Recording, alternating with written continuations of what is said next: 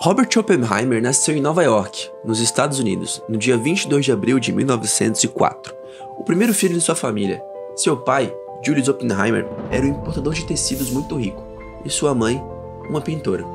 A família teve mais um filho, Frank. O jovem Oppenheimer cresceu em uma vida de muito luxo, onde nunca lhe faltou praticamente nada, muito pelo contrário.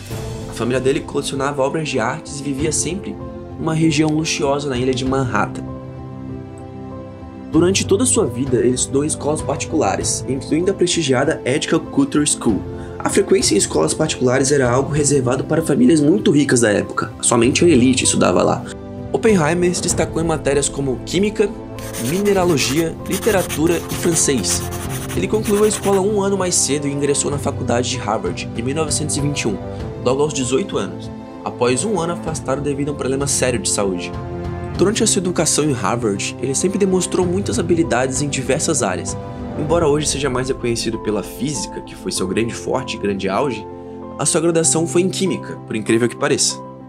Oppenheimer adquiriu algumas características que acompanharam por toda a sua vida. Além do amor pela ciência, ele também cultivava um amor tóxico. Ele era um fumante compulsivo, sofria com episódios depressivos e frequentemente usava os estudos como uma forma de escapar da realidade.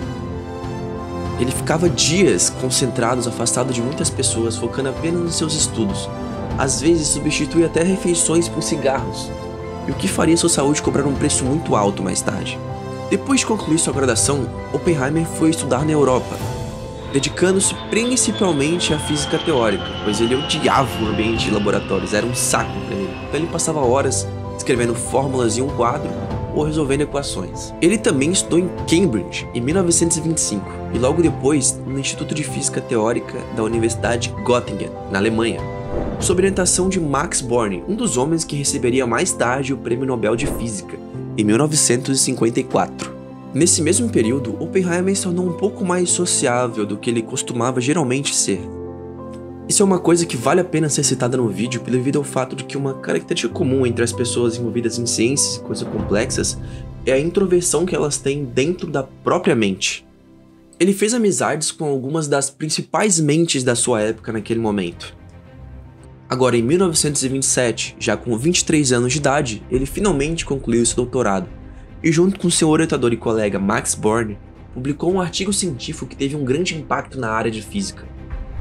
Agora de volta para os Estados Unidos, Oppenheimer se tornou um cientista extremamente concorrido devido à sua nova carreira e currículo extenso na área da física. Apesar de Oppenheimer futuramente se envolver profundamente em política e temas sociais, até então Oppenheimer não se envolvia com política de forma alguma, ficando apenas focado em suas pesquisas e estudos. Não procurava saber e nem mesmo chegava a votar.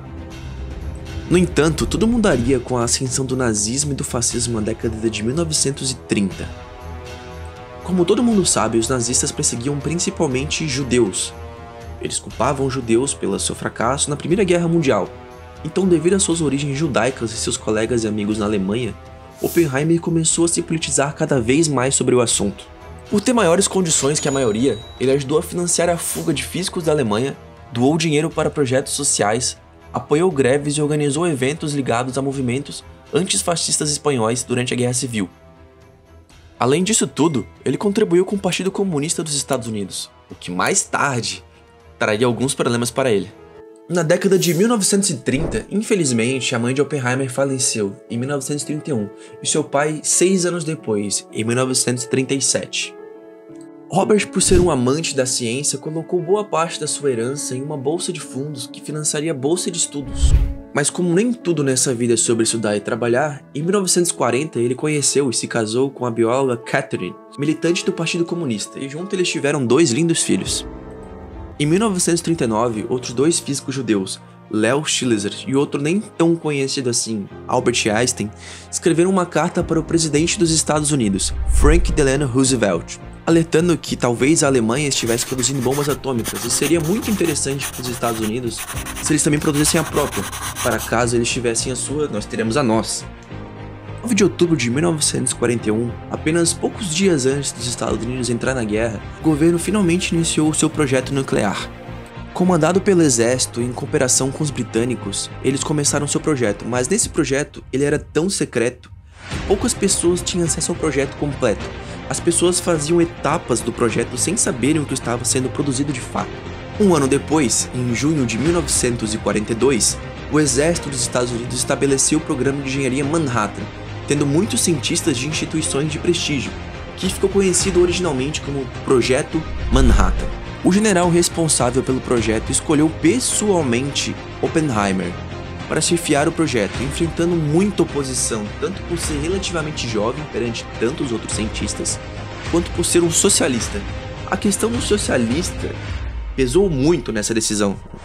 Oppenheimer sugeriu a criação de uma sede centralizada para fazer o projeto, então em novembro de 1942, ele e Groves escolheram um rancho isolado no Novo México, região que Oppenheimer conhecia muito bem. Ali então foi estabelecido um laboratório secreto onde seria feito o projeto Manhattan, o laboratório de Los Alamos, que funcionava sobre a fachada de uma faculdade. Que o projeto era tão grande que em pouco tempo, em 1945, a cidade já contava com mais de 6.000 habitantes em torno do laboratório, sendo eles militares, médicos e pessoas envolvidas nesse projeto, incluindo familiares. A gente está aqui falando sobre bombas nucleares, mas você sabe como elas realmente funcionam e como foram criadas? Vamos a um pequeno resumo sobre como foram criadas e quais os efeitos devastadores da bomba usada em Nagasaki. As bombas nucleares mais conhecidas funcionam a partir da fissão de átomos como urânio 233, urânio 235 e plutônio 239. Esses átomos são usados para tais fins por sofrerem fissões espontaneamente. Assim que elas absorvem um nêutron, sua fissão é iniciada, sem necessidade de qualquer fonte externa de energia para poder acionar. Quando o átomo de urânio 235 absorve um nêutron, ele se desintegra em átomos mais leves e emite outros 2 ou 3 nêutrons. Esses nêutrons são então absorvidos por outros átomos de urânio 235, o que resulta em uma reação em cadeia extremamente rápida e que libera uma enorme quantidade de energia, principalmente na forma de radiação eletromagnética, como raios gama, raios X, radiação térmica e entre outras.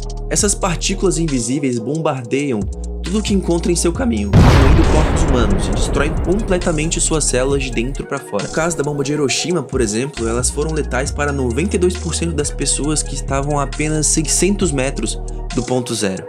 Além de destruir praticamente toda a vida em um raio enorme de quilômetros, a bomba conseguia causar danos aos que sobreviviam à bomba também, causando anemia, hemorragias, náuseas, cataratas e outros diversos tipos de câncer, além do nascimento com bebês com diversas deformidades. Além de ser um cientista no projeto Manhattan, Oppenheimer também coordenava questões administrativas entre o trabalho de cientistas e militares, dois grupos que na época tinham métodos e perspectivas totalmente diferentes. Foi Oppenheimer quem decidiu as escolhas de desenho e materiais que resultariam no primeiro teste nuclear de toda a história, em 16 de julho de 1945.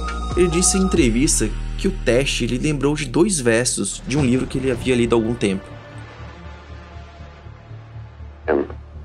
Takes on his multi-armed form and says, "Now I am become death, the destroyer of worlds." Pouco tempo depois do teste bem sucedido, ele se demitiu e lamentou que a bomba não tenha ficado pronta para ser usada contra os principais inimigos, os nazistas.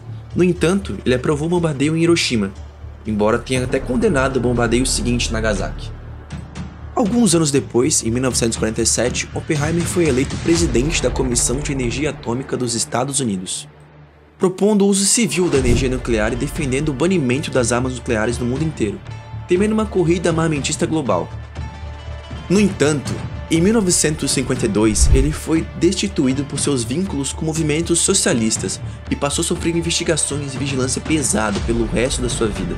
Oppenheimer passou seus últimos anos na ilha de St. John, onde passava grande parte do seu tempo fazendo suas pesquisas e passeando com sua filha e sua esposa.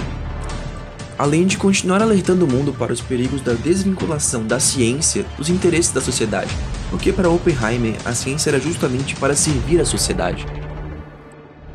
Agora, em 1967, aos 62 anos, a sua história teve fim, vítima de um câncer de garganta relacionado ao seu vício em cigarro, ao qual citamos antigamente.